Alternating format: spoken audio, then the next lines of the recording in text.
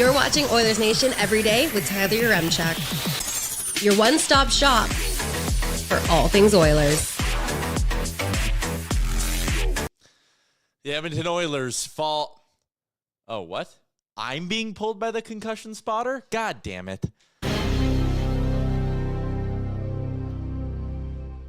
Everyone's hurt. The Oilers lost. This is not good. Welcome into Oilers Nation every day. The show comes to you live every weekday from the Sports Closet studio.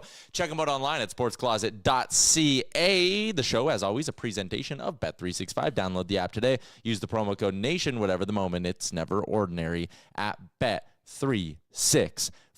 Speaking of never ordinary, how about a game where the Oilers lose in overtime to the Winnipeg Jets and both goalies appear and Connor McDavid only plays 2/3 of the game and Leon Draisaitl doesn't play at all? That's no bueno, Liam. That'll leave a mark. Yeah. Positives from yesterday, I think it's fair to say. Zach Hyman. I think the team in general in the third period did a pretty good rally to get things going. Do you know, I don't really understand this concussion spotting stuff. Okay.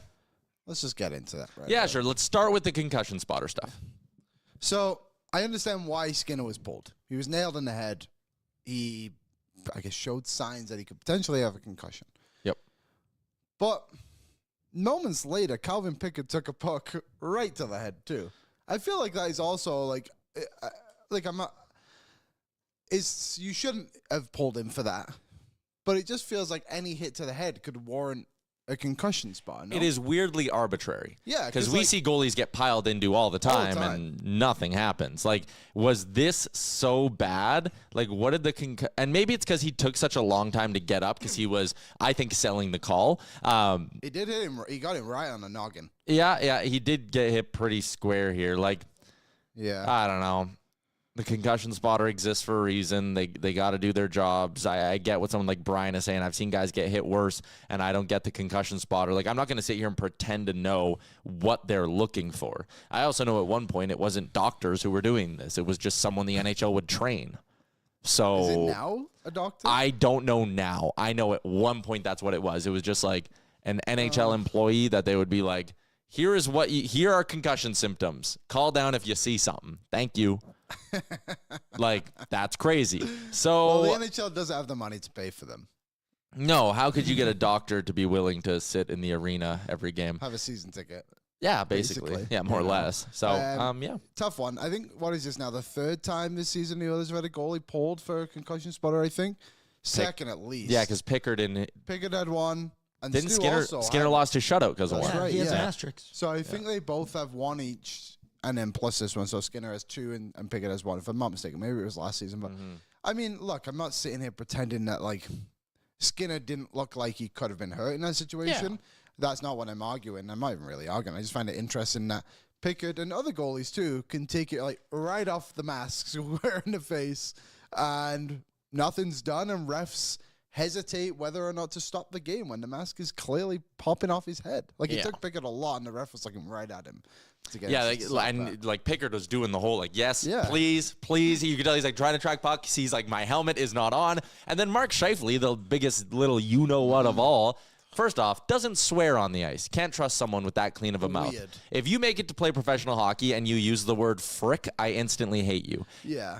Unrelated, him standing there while Calvin Pickard is putting the strap back on his helmet and being like, what is going? We had the puck in the offensive zone. And then it just happens to Connor Hellebuyck later, too. And it's like, dude, what is going on right now? It happens all the time. Yeah. The Oilers lost the game because of the ref didn't allow Skinner to adjust his mask. Remember in LA, I think it was overtime or maybe late in the game to tie it, whatever it was. He didn't allow him to do it. I don't really understand the hesitation, because if that mask falls off and he gets it to the skull, then he probably has a fractured skull. And then we need to go e-bugging. Then what? Carney. Honestly, he might have been Put him in. Hey, he sat in the stands, not in some sort of luxury suite. Man of the people. Hey, chat, let's start a poll. Is Mark Carney a man of the people? Or was he the reason why the Oilers lost? Those are the two options. Yeah. Reason they lost, man of the people. Anyways, moving off of that, Jason Demers is going to swing by, join the show in a little bit. But first, let's, I don't have my ad reads ready. Darn it. Which one do you want? I'll do Like, it. as Mark Scheifele would say, darn it. Well, I was going to do scoring summary for our friends at Douglas Mattresses. I do have one getting pulled. I have an organic Douglas mattress. Your son was sleeping on it, wasn't he? He was. My son. My billet son was sleeping on it. And I specifically asked him, I was like, how was that mattress? Yeah. And he said, I didn't want to get up in the mornings, is what he said. Because of his will to live or because how comfy the mattress was? How comfy the mattress Oh, was. wow. Really enjoyed the mattress. So Well, I'm happy. Douglas, for a both of man us. from Connecticut, enjoys your mattress. So the word is spreading. The word is spreading. He's going to bring that back to Connecticut, and he'll tell told 2 him, people. Tell 5 of your friends. Tell them to tell 5 more each. Yeah, and watch Oilers Nation every day. Shout out to Douglas Mattress. They do have a physical location in Edmonton. It's their first physical store, which makes sense because they're an Edmonton company. You can order one online, douglas.ca/OilersNation.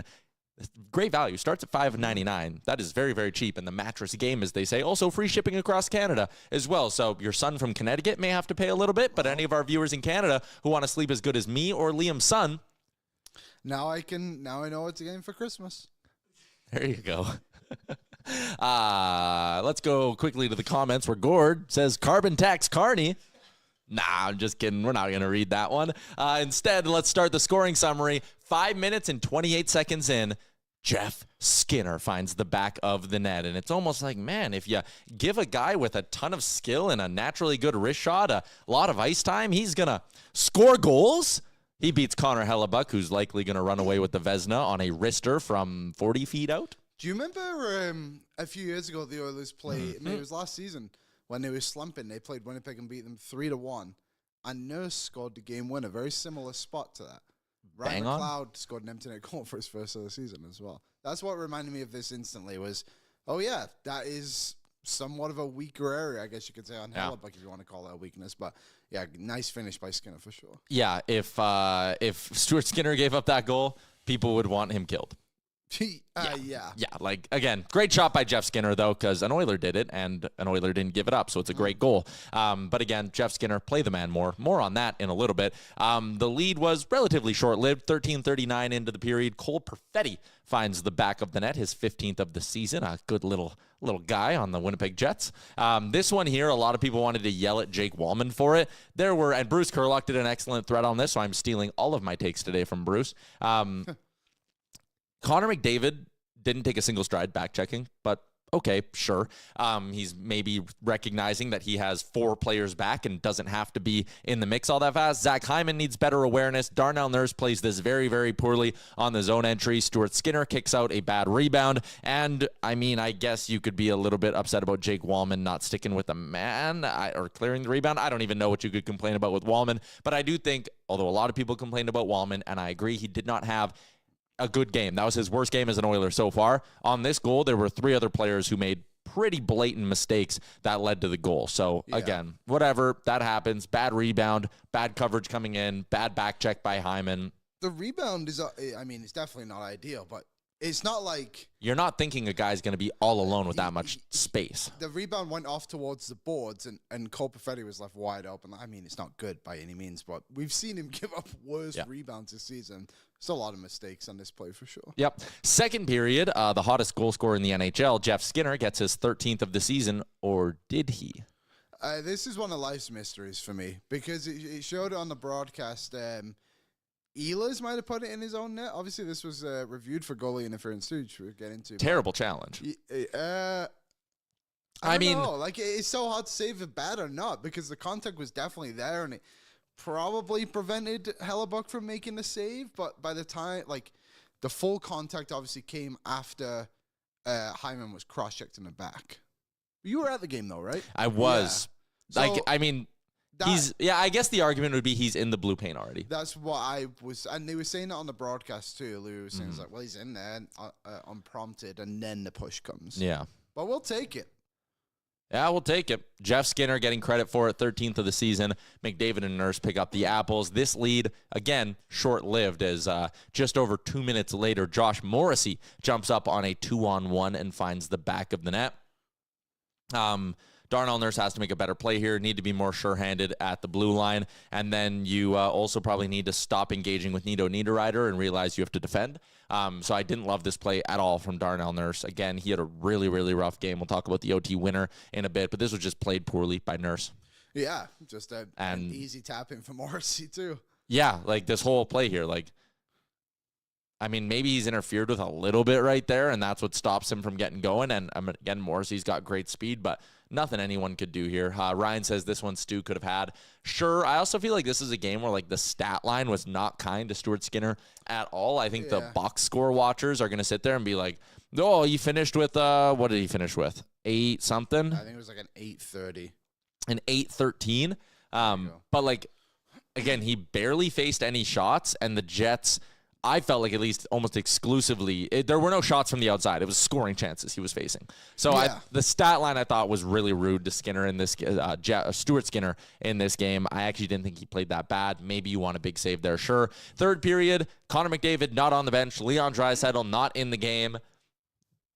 Vibes were pretty low inside Rogers Place, and they got even lower when Brandon Tanev finds the back of the net. Again, another one where, like, I don't think I blame Stuart Skinner on this one. He kicks aside the first rebound. The Oilers have a chance to get it out there. They opt to try regroup. Dumb idea. Puck sits in the crease. No one can clear it out. Oilers are scrambling, and again, Brandon Tanev just sort of creeps in and finishes this one off. Like, this is a long clip, obviously, but I like that we started it when we did because there was a very clear opportunity for the Oilers to just, again, play survival mode a little bit and chip this puck out. So, yeah, is this the start of the clip again? Okay, so shot from the point. Skinner does his job, kicks it off to the side. Who is that?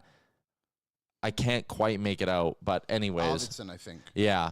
If you just hammer that off the glass, you actually have a guy in the neutral zone already that can apply some pressure, and like it's not going to come back and bite you in the ass. You let Winnipeg hold the zone, and now everyone's scrambling around because there was a turnover. And again, this shot off the post sits there. He's allowed to get his own rebound. Like, yeah.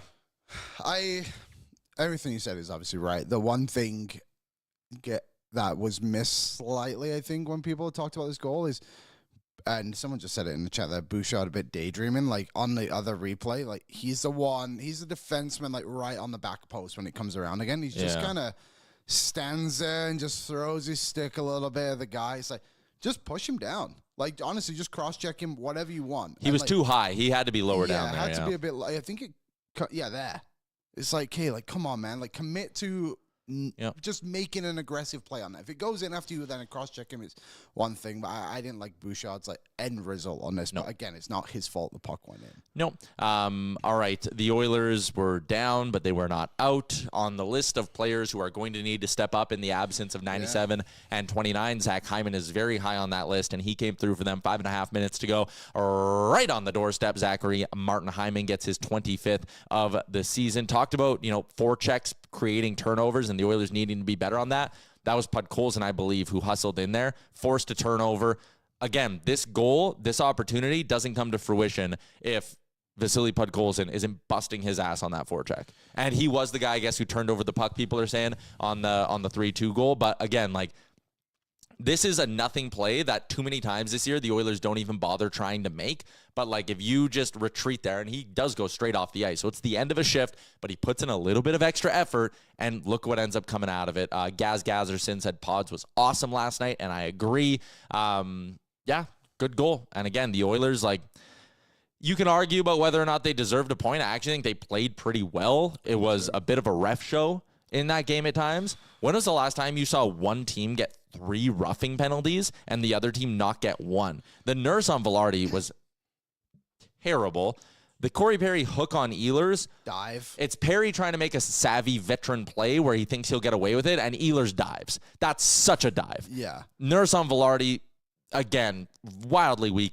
The Ekholm roughing at the end of the second period was one of the most mind-numbing penalties I've ever seen. Like, I'm watching the replay, and I'm just like, that happens 15 times a game. And like, it's not even like the game was out of hand. If the game's out of hand, I can see when the refs are like, we are sick of scrums every single whistle. One guy's going to start going, and they do that to send a message. Okay, but like, there was nothing going on this whole game.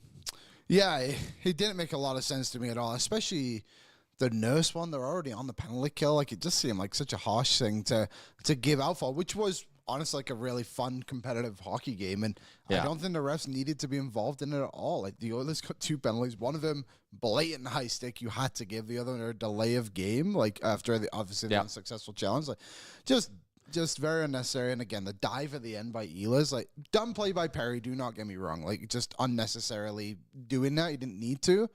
But the ref, how can you not see it? Like, you don't spin around like that off a hook, you know? Off like, a very weak hook. Like, Perry had to be, it was pretty, the length of his stick. It was a hook, but you're taking both of them there. That was Academy Award-esque. Yeah, it was ridiculous. But overall, I thought the Oilers had a great effort in the third period. Backs against the wall, I thought many of them stepped up and played well.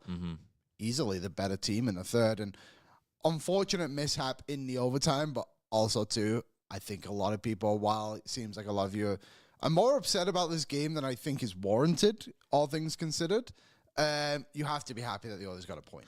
Very happy they got a point. Like, again, at the end, it was just like crossing your fingers, being like, hang on, hang on, hang on. And they did, especially on a night where Vegas wins, LA wins. The fact that you didn't totally blow it up, very, very good. Let's get to the overtime winner, because this one really, really pissed me off. And actually, I'm interested to get Demers' take on this. We are kind of Darnell Nurse by starting this replay late, because his turnover in the offensive zone was one of the dumbest things you could do in 3-on-3 overtime. Stupid beyond stupid. Don't clip this because I'm being very hard on him, but it's so frustrating that plays like that get made in overtime. Like, the Oilers had possession. The name of 3-on-3 overtime is don't give up possession.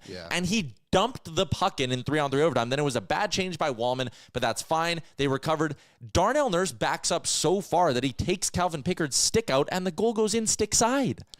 Yeah, not the greatest shift by Nurse, to say the least. Aaron, I'll try and get that extra. Yeah, they cut it out in most of the highlights, but I know what you're talking about. What I will say is, I do think it was probably a bit unnecessary to put Wallman out there and Nurse at the same time, and I think that kind of screws up the systems a little bit, especially like Wallman's not been around that long. I can't imagine he's had too many overtime shifts or practices or whatever they kind of talk about, but I think there was definitely a bit of miscommunication there with Arvidsson or Wallman, whoever it was. I ended up with Nurse dumping the puck, but not a good look by any means. And then, backing basically directly into your goalie to prevent him making a save is also terrible. Yeah, that's just, again, how deep he is on this, covering basically no one. Like, even on this play, I think you need to, whatever, maybe I'm not an expert, but like, everyone has their guy. Nurse needs to just get out of the way almost. Yeah. Like, give Pickard if Pickard sees it, he stops it, kind of thing, right? Yeah, give him the space, like just one step out slightly. Give it a bit of room. Not great by Daryl. Wasn't he on the ice for all 4 goals last night, or maybe at least 3? Well, what did he finish with? Because they were all -1.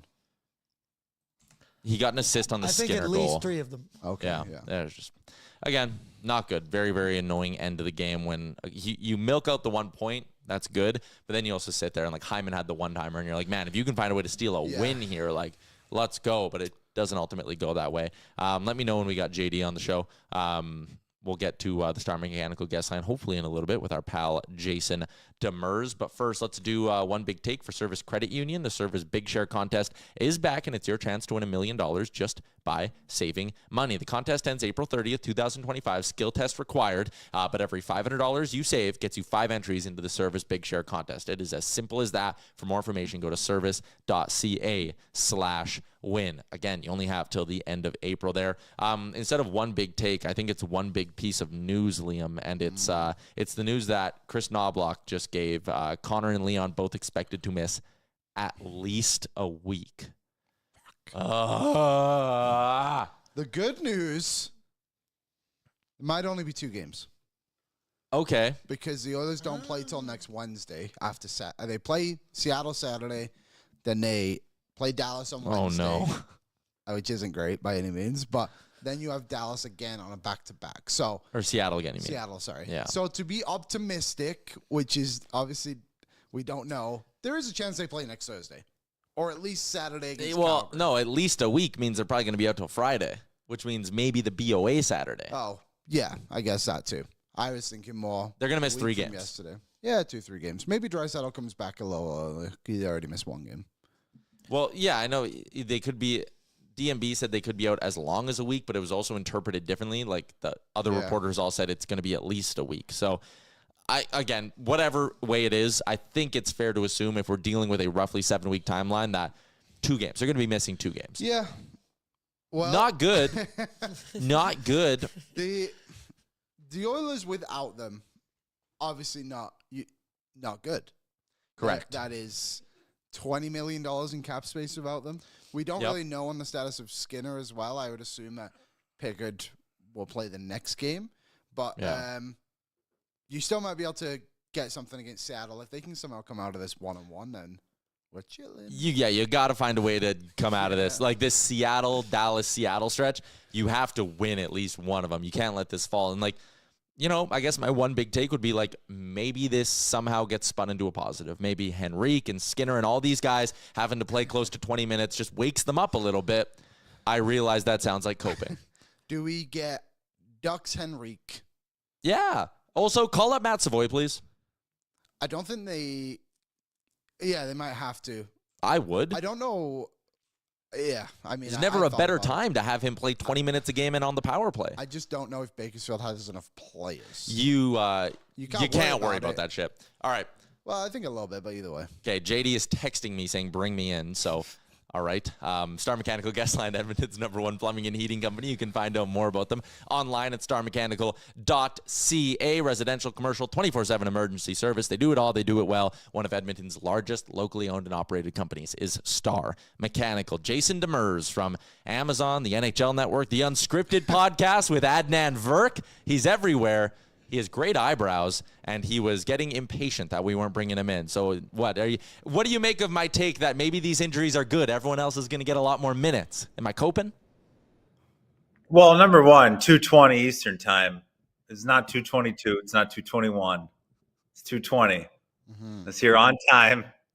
Bring me in. No, shut him down until a week and a half before the playoffs. That's what I would do. You need these guys for the playoffs. You don't need them now. Historically, if you look at the average amount of points you need to make it into the playoffs, it's about 96. So they only need 11 more points, around 11, 12. That's 6 wins in their last. How many games they got left? What, 14? 13. Yeah. So that's you're going 500 and you get in at the playoffs. I don't think there's no easy route this season in the West. I think it's a gauntlet. No matter, you could say the Pacific, but you're going to have to get Vegas, or you're going to have to, if you're in a wild card spot, you're going to have to go through the Central. I don't believe it's more important that they have Connor and Leon 100%. You can't have them limping into the playoffs. Do not rush this. If it's anything, I don't know what it is. I would shut them down as much time as they need, even if they want to come back. Take your rest. And get those two and Evander Kane back for the end of the season. If you look at their schedule down the stretch, they get San Jose 3 more times. Nothing against San Jose. That's 3 wins. Should be. They play very well. You're also getting Anaheim once near the end of the season.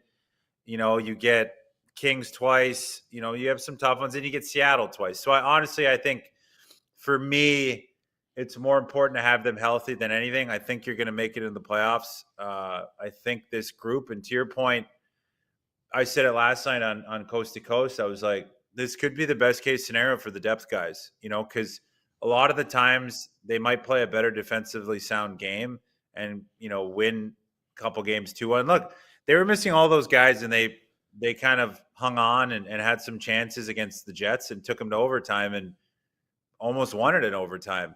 Hyman makes that one-timer. That should be in the net. That's a hell of a save by Hellebuyck. That should have been 2 points for them. So I think this will be an amazing moment for Hyman, for Nuge, guys like that. I think their back end is healthy enough that they can hold pat, and Calvin Pickard's given them a ton of quality starts. So I wouldn't be worried.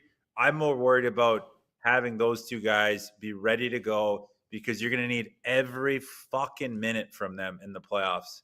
And you're going to have to ride them to get and win the cup, because I don't know, because of what management has done, letting go a lot of their speed and Holloway and Broberg, 2 guys that the more the season goes on, How do you not qualify one of them? I don't care about cap. You figure it out.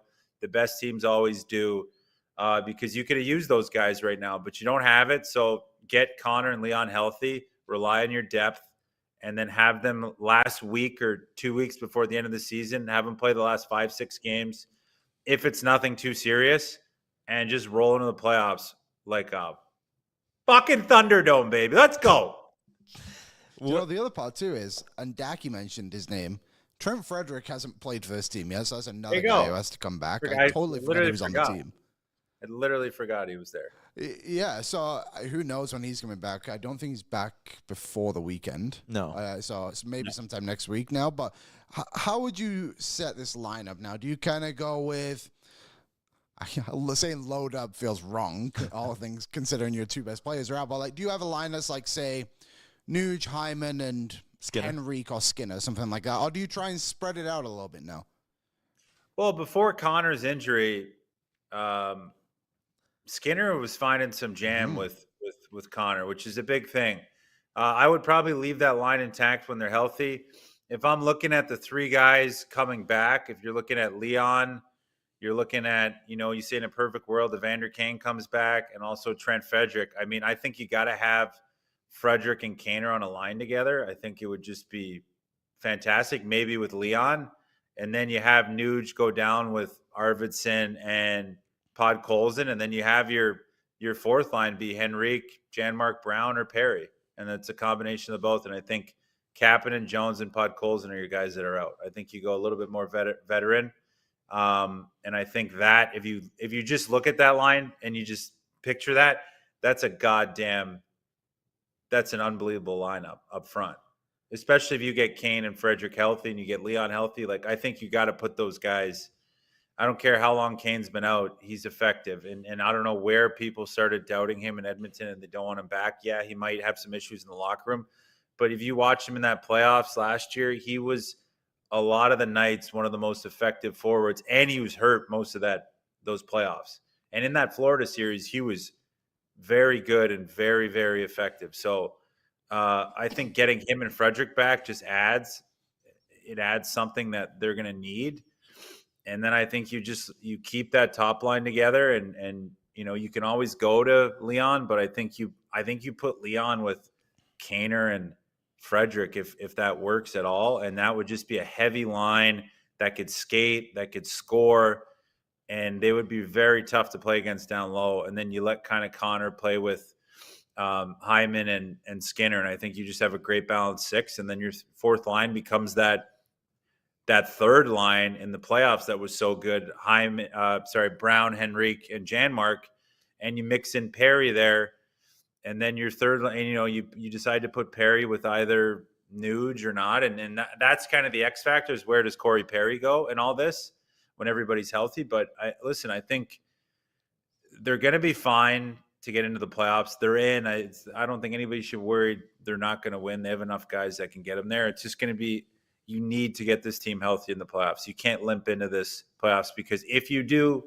for some crazy way, if they end up playing LA again, I don't care what anybody says, LA's got a chip on their shoulder for this series. And you do not want, they need to beat Edmonton, and they want to beat Edmonton. So if that ends up being the matchup, it's going to be tough for them. So they need to be fully healthy for that. I wouldn't sleep on LA, even though recency, the success they've had the past 2-3 years in the playoffs.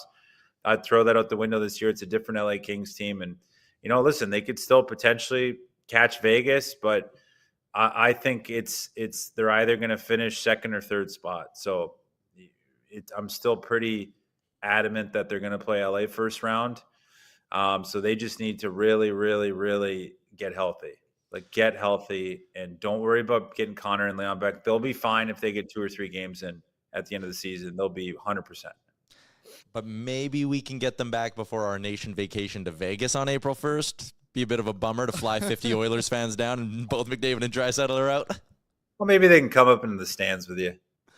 Hey, that might not be too bad. Doubtful. Float that out there. Let's float it out there. Yeah. You're the guy with the connections. You see if they're open to it. They don't text me back. I'm media. I'm scum now.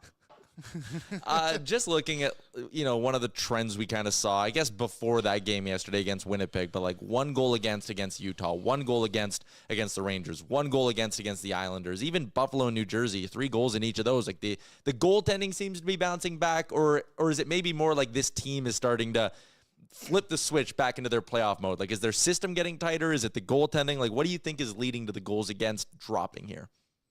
Well, I think it's a little bit of both. You're getting quality starts, and then you're getting guys. I think Ekholm also coming back is a big part. It slots everybody into the right position. But yeah, it's just attention to team defense. That you could see. It wasn't like they were getting outskilled in a lot of those games. Especially a couple of weeks ago when I was in Ottawa and we were breaking everything down, breaking down the clips. It wasn't like they were getting outskilled. It was just mental mistakes, and those typically for me, it doesn't worry me because I'm like, you could fix that. It's just, it takes the team to have a willingness to kind of fix that and really communicate on the defensive side of the puck and not be lazy. And I think they've done that. And I think they understand that it's going to take a full team effort this year to get to the finals. You can't rely on 1 or 2 guys and that nuclear option they have when they throw, Hyman, Connor and Leon on the same line. So you're going to really have to, as a group of 18 skaters, you're going to have to make sure that you're playing solid defensively. And I think they've done that. And that's a buy-in that you wanted to see. And maybe it was the comments by Knobloch, constant comments of him calling them fragile, that they finally sunk in. But I think it's in that room. They have it there. Listen, they have a good team. It's just, you always wonder sometimes they go as the top guys go. And if the top guys are a little, I wouldn't say bored, but they want to get to playoffs and get there and start playing like the most meaningful games. Not to say that these season ones aren't meaningful, but the most meaningful games for them. So the guys just kind of maybe take their foot off the gas, but it seems like they've been on it. And, Stu was coming back, and unfortunately, hopefully he's okay. But he was playing good and playing solid. For Stu, it's all about rebound control. And when he's not busy in the net, when he's too busy and he's not flinching, but when he's really jerky with his movements, he tends to kind of struggle a little bit more than when he's calm and stays in the right position and relies on his positioning. He's very solid. So yeah, I'm not worried. Maybe a couple weeks I was. I'm not worried right now. I think, again, I'll say it again for the Oilers fans, let the guys rest. Connor and Leon played a lot of hockey. Give them 2 weeks off. Say, hey, just work out, get ready to go for the playoffs. 10 days off. 10 days off. 10 I want to days. watch the OT winner from last night with you because, Yeah. I think Darnell Nurse, he had the turnover in the offensive zone, then they come down, and he just kind of like backs up right into Pickard. But we had some people being like, no, Pickard is playing unpredictably there. That's not on Nurse. What do you make of this OT winner? Is it on Darnell? You never want to back up as a D-man. You never want your heels in the crease. As you can see, if you roll that back a little bit, if your heels go into the crease, it's always dangerous. As a D-man, you want to stay just a little bit outside. The blue paint is your guide. And sometimes D just drifts back into that position. So I think he probably just didn't know where he was in space enough. And he just ended up backing up just a step too much. And then Pickard's stick gets caught, and that's what allows it to go blocker side. I don't think it was a super dangerous shot, but I think Kyle Connor's a smart enough shooter to recognize that he had a little bit of a screen there. But yeah, I just think Nursey needs to take a step up into the ice. Once he sees, if you go back to that again, I don't know who that guy was that cut in front of him. That's Morrissey. Once Morrissey starts cutting back to the net, you got to take back ice and just get into his body. He doesn't do that. He just kind of drifts back. And, I don't think it's not, sometimes you'd say it's lazy defending, but I just think he was protecting a little too much. And it's one of those things, it's a bang, bang play. And if it hits Pickard in the chest, it doesn't go in. But yeah, as a D-man, you want to get up in ice. Don't sag back to the blue paint. Because when I played, anytime you're in the blue paint, nothing good happens for a D-man. Because it's just too much chaos. You got to let your goalie take that paint, and you got everything outside of that. That's why they painted it a different color. But again, they should have won that. But again, listen.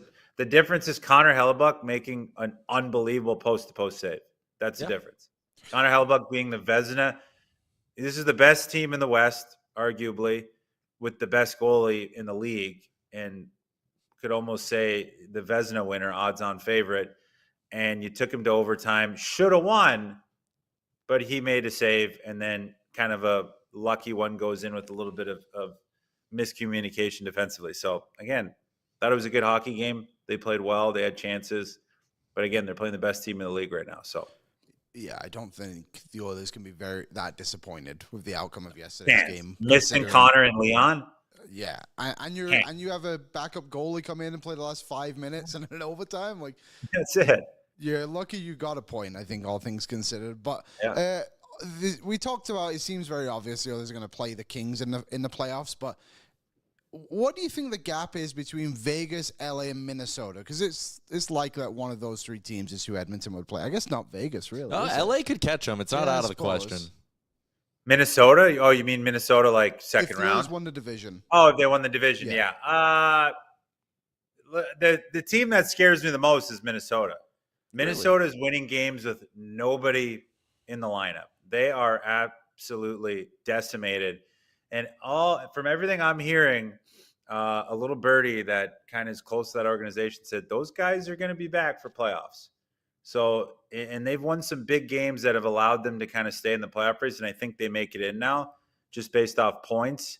I think they'll squeeze in, but if they're healthy, that's a dangerous hockey team that a lot of people are sleeping on. And it gives me, I'm not saying they're the Kings of 2012 when they rolled over everybody, where they were like the 8th seed and everybody, they just kind of were hurt all year. They couldn't put it together. And then all of a sudden playoff time. I'm not saying this is exactly that team, but this is a kind of similar team that could do some damage come round one. I have them on upset alert in the league if they're healthy. Like, they're going to upset if they get a top team. So I wouldn't want them. I would take LA because of you understand that team. But again, I don't think this year there's no easy outs, because the only easy team I think would be Vancouver, just because I just think they don't have enough compared to years past. St. Louis is a good hockey team. Like, that's a good hockey team that people need to watch out for.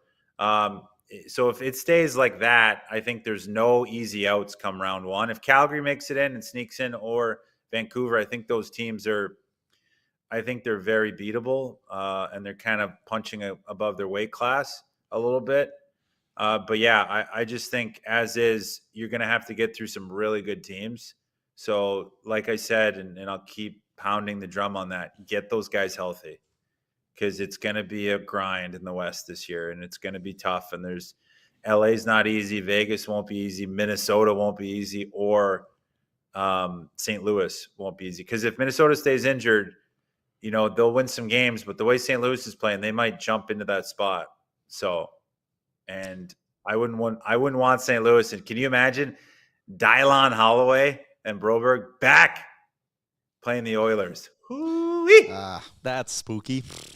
Yeah, I wouldn't want them. We have oil to the max, and John Klingberg now will be fine. Oh boy, nice.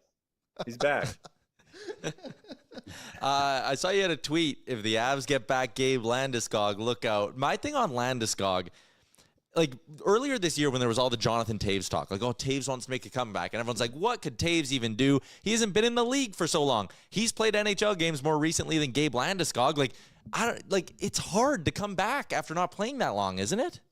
You can't teach hockey IQ like that. There's guys at that top echelon that just have it. If it was me coming back, I'd probably say, take me some time, and you probably wouldn't be as worried. But a Gabe Landeskog with that pedigree, I don't know. Listen, practice is different than a game, but he looked very good in that practice, and he looked like he had some jump. He's obviously going to get managed, but when you're surrounded by that good of a hockey team, which they are, that team, credit to, and I think there's a few GMs, I talk about levels of GMing, and, Jim Nill's one that I think Jim Nill's different than McFarland. Jim Nill's built this amazing system with draft picks and young guys coming up in a development process. I mean, what McFarland did cannot go overlooked. To retool a whole hockey team mid-season is insane. And to retool and be this good and make it all work this quickly is incredible, and that's a credit to having McKinnon and Makar, who are, two of the best players in the world. But this team is very good, and you think Josh Manson isn't in this lineup right now. When he comes back, and then if Landeskog comes back on like the fourth line and he's providing solid minutes, the guy can win faceoffs. The guy is a two-way, reliable, physical player. Yes, he hasn't played. He might be a little rusty, but it's not like he's the focal point of the team. He is going to be just a part of it. And you just add that piece, that little injection, whether he comes in and out of the lineup, he makes your team better. I don't care what anybody says. Like, he's not going to be playing 20 minutes a night. He's going to be playing 10, 11, and you're going to get good, solid minutes from him. So not to mention the leadership he brings, which is that you can't quantify that. There's no numbers. There's no analytics that can touch on that, is what he brings to the locker room. So that team scares the shit out of me. Any team should be. That for me is the team to beat in the West. I know Winnipeg just hasn't showed me in the playoffs. This team has won. They brought back guys that were part of that winning team, and Eric Johnson. They have a lot, and they have a goalie. They have Mackenzie Blackwood, which is eerily similar to Darcy Kemper the year they won. That is just a big goalie that is counted on to make saves. You look at that Toronto game, they should have blown Toronto out of the water. Toronto won on a lucky toe pick by Kelly Sutherland. Yeah.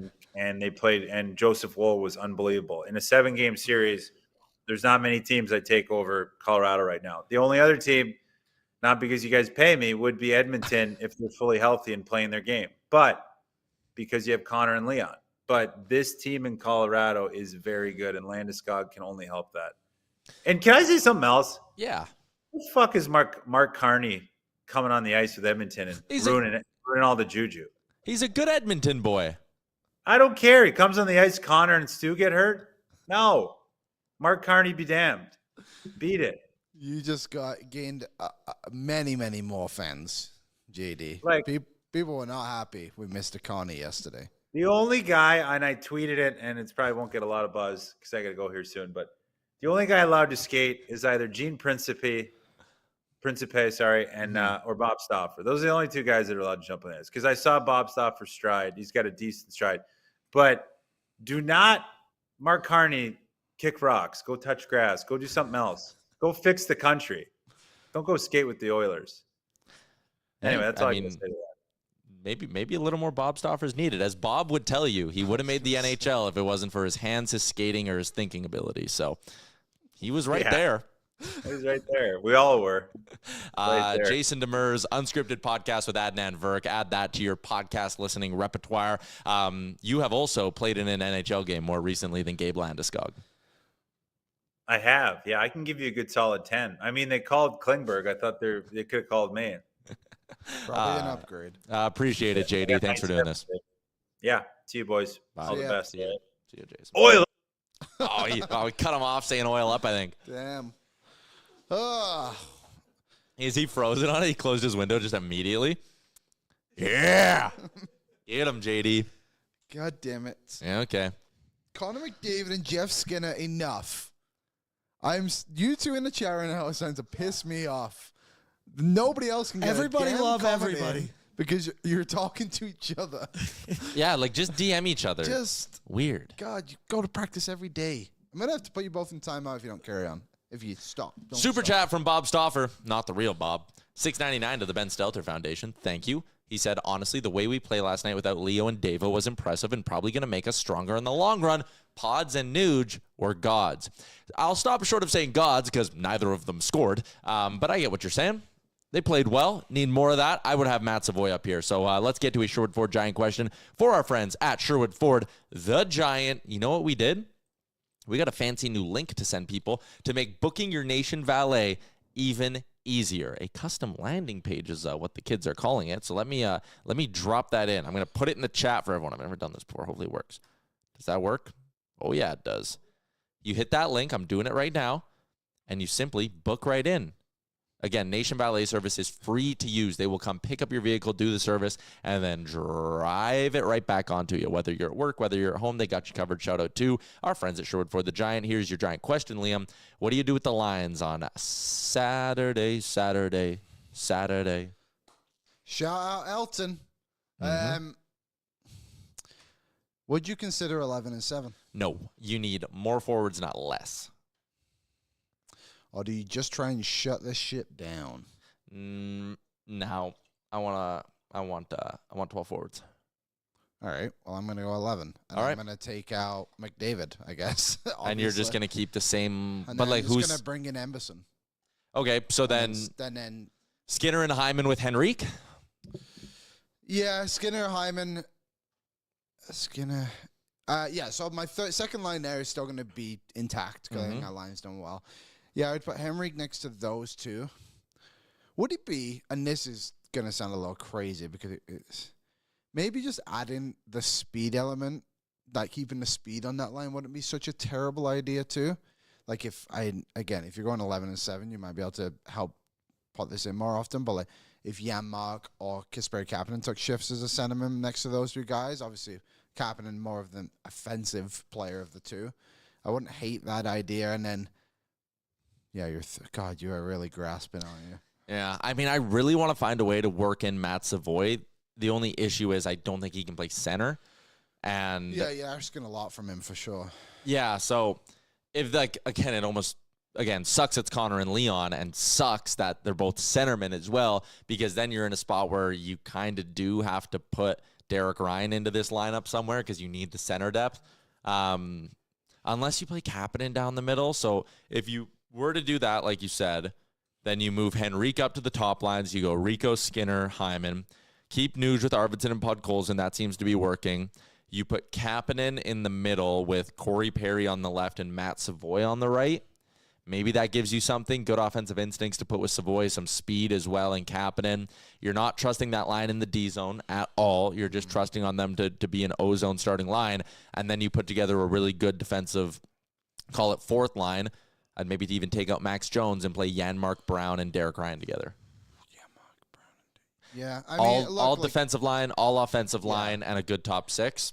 You know, too, like if Derek Ryan comes in, he's probably not going to make many mistakes. He's a reliable player. Yeah. Like, he's nothing special by You know any what means. you're going to get. Yeah, like maybe that is what they need. It's just guys just to go out there and play a very simple, bland style of hockey and basically survive. Weather the storm. The other good news, if we can call it good news, is the Oilers have a few players that have been on bad teams before and not had superstar players and had to step up. Like I'm talking about Skinner and Henrique, of course, two guys who led their teams in goals over not that long ago. And I mean, you're asking a lot for them to step up as well. But Skinner's been playing a lot better. That second line has been pretty solid.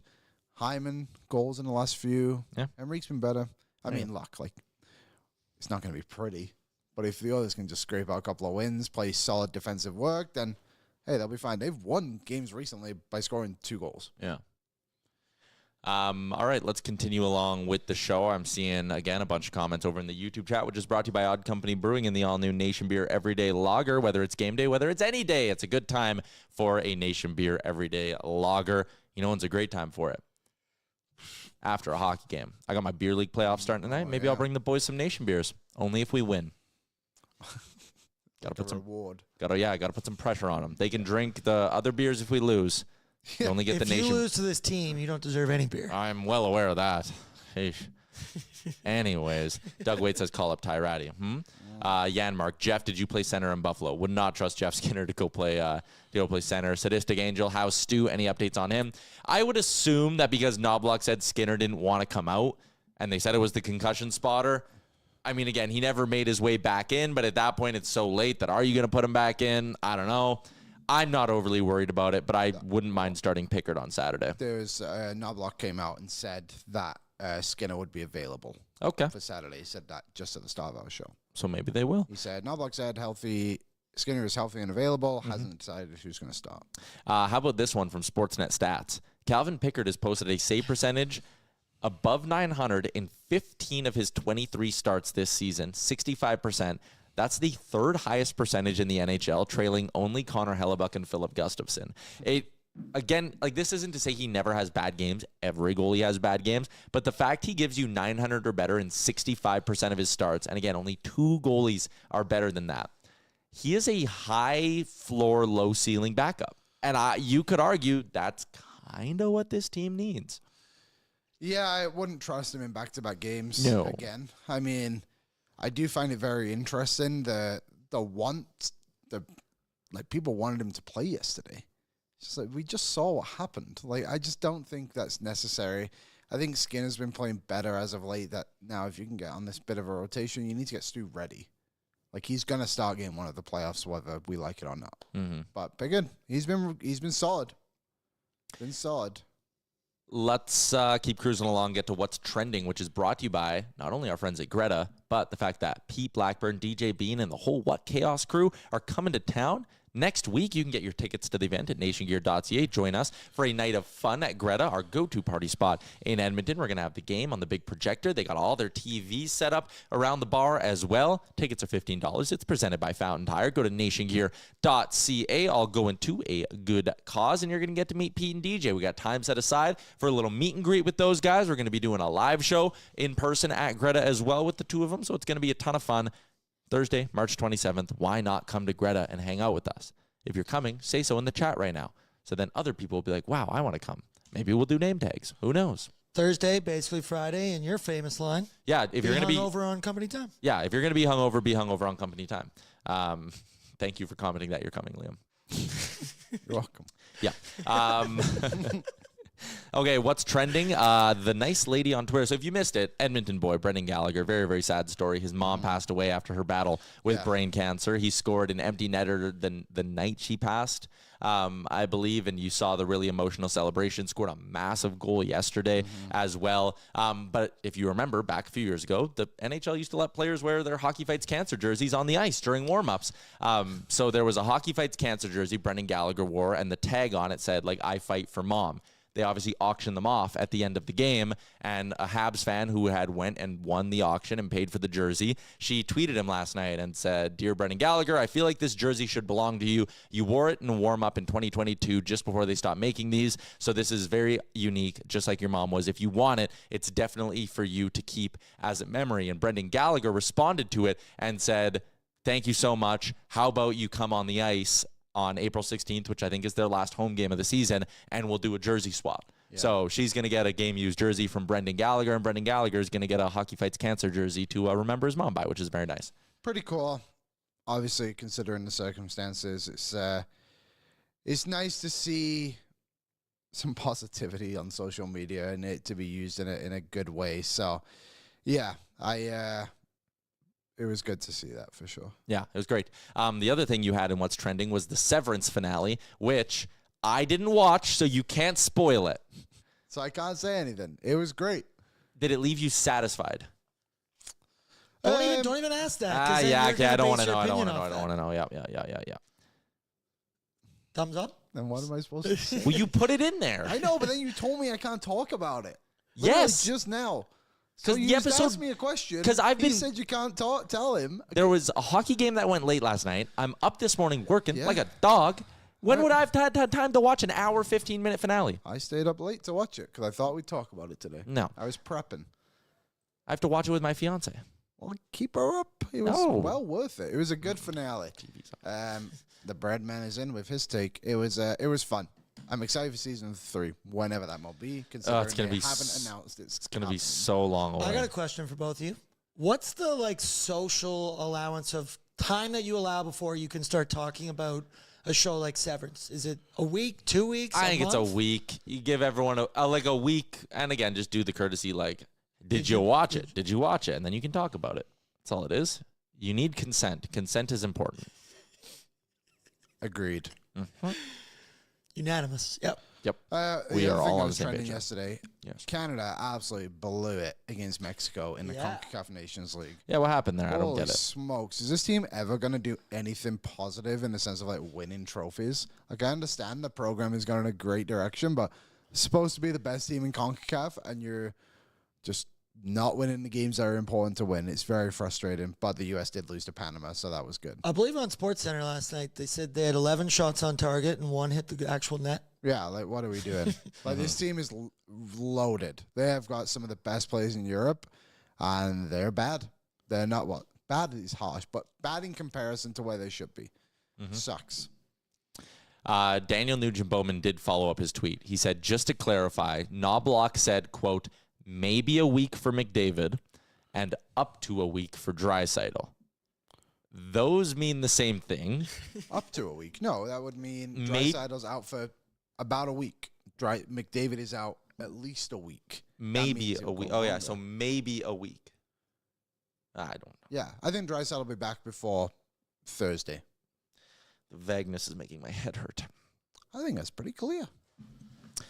Let's wrap up the show for our friends at Bet365. Download the app today. Use the promo code NATION. Whatever the moment, it's never ordinary at Bet365. Bet365, where every nail-biting overtime winner is a barn burner. Every face-off, hat-trick, power play, shot on goal, and every suspenseful moment in between is amazing. Whatever the moment, never ordinary at Bet365, an official partner of the NHL. Download the Bet365 app. Use the code NATION to get in on the game. Must be 19 or older. Please play responsibly. Odds not out for tomorrow night, Edmonton versus Seattle, and there's only one game tonight in the NHL, so they're loading up for a Super Saturday, which means tonight you do get Columbus as dogs against Pittsburgh. Columbus trying to keep their playoff hopes alive. I might bet on them. How far out are they now? They have been struggling lately, right? A little bit. They've gone 3-6-1 in their last 10. They are 3 points back of the Montreal Canadiens. Got to jump the Rangers, which they would do by winning one of their 2 games in hand, and then got to jump the Islanders, who they're 1 point back of as well. So tonight's a big one for Lumbo. Let's cook up a little same gamer. Give me Zach Werenski to get a point. Oh, got to sign in. Sign into my Bet365, which is flush with cash because I bet on. Is Marchenko back? Yes, he is. He's going to go into my same gamer. So give me Werenski, give me 3 shots for Marchenko, give me a goal for Marchenko, and then give me the Blue Jackets on the money line, plus 800. There you go. I like that. Yeah, I bet on Jeff Skinner to score first yesterday. I was very fired up. Yeah. Shout out to my buddy Connor, who rode with me. And It's a my good friend. dogs at the crib. Shout out my dogs in the crib. Alabama looks like they're going to finish off Robert Morris. Iowa State's blowing out Lipscomb. Memphis and Colorado State are within 5 heading into the second half. Is your bracket busted? Yeah, but I'm at 75%, which I feel like is good. I mean, They're dunking downstairs. That must be the mini basketball. Grow up. yeah, I'm doing okay. I didn't have the big upset yesterday though. Like I had Clemson going to the Elite Eight. I'd Clemson Yeah, me too. I'd Clemson in the final. Oh, yeah, that'll stink. That sucks. Yeah, I have 2 of my. I got 1, 2. I'm at 83% though. 3, 4, 5 wrong so far. Who do you guys have winning? Michigan State Auburn. Duke. Duke University. doesn't have Duke. Yeah. Have you seen Cooper Flag? Yeah, can't wait for him to lose in the Sweet 16 to Lipsting. Lipscomb? Get drafted to the Raptors. Yeah, Lipscomb's getting their asses kicked right now. A High Point still kicking. I think they're done. Ah, damn it! They can go back to their steak house now. You hear about that? No? What? Isn't High Point the school? Oh, yeah, with the steakhouse in the university that students must go to once a week to learn proper business dining. No, twist my rubber arm. Like, come on. I guess. I'd use that more than algebra. Yeah, that is a fact. Is there any obviously Clemson lost, but I think that's the only significant. I think it's the only big right upset, now, yeah. No buzzer beaters yet, which No. means we're No, due. really? Nothing. Someone was offering, I don't remember who it was, I think it was plus 100 on there to be a buzzer beater in March Madness. Really? Oh yeah, I did see that. That'd be a fun bet to go super heavy on, because then every game you're like, ooh, close one, close one, close one. So you're saying there's a chance. Yeah. Marion Hossa, Demers is a popular French name. Jason Thanks. Demers is from Quebec. Quebecois. But then. He played in the Q. He doesn't seem like he'd be from Quebec. Yeah, no, he's never mind. I'm not going to make a joke. Next time, I'm going to ask him to speak French. Do you think he can still speak French? Oh, most definitely. Did you guys when did you guys stop taking French? Like mine was grade 6. Grade Grade 6. 9. Oh, wow, you took it up to grade 9. Yeah, and now my fiancée is a French teacher, so I'm quite fluent. Bonjour. Je m'appelle Aaron. Je m'appelle. Comment ça va? Comme ça. Yeah, there you go. All right, that's enough. All right. Great. I know Ukrainian words now. I want to give Demers 60 more seconds to, no, actually it's 1 o'clock. Sorry, JD. Tune in next week when we will let you know if Jason, someone remind us in the chat when we'll find out Definitely how good does. Jason Demers' French is. Hey? I know he speaks great French. So you're off next week?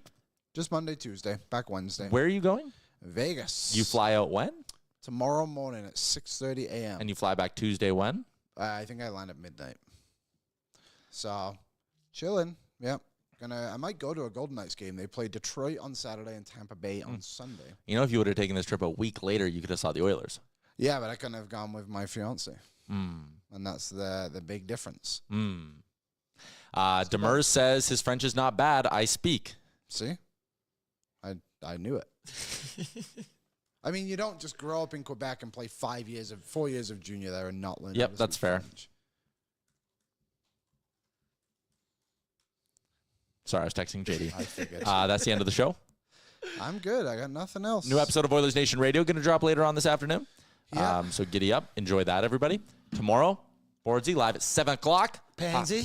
Hockey Night in Canada. Pre-gaming without McDavid and Leon Draisaitl. That That'll be stinks. exciting. Go Nuge. I've got a feeling he'll be in the bankroll. Yeah, probably going to have to be. All right. That's a wrap. Thank you, everybody in the chat. That was a great week of the show. We'll see you all again Monday at noon Mountain. Enjoy the hockey. Enjoy your weekend. Oil up.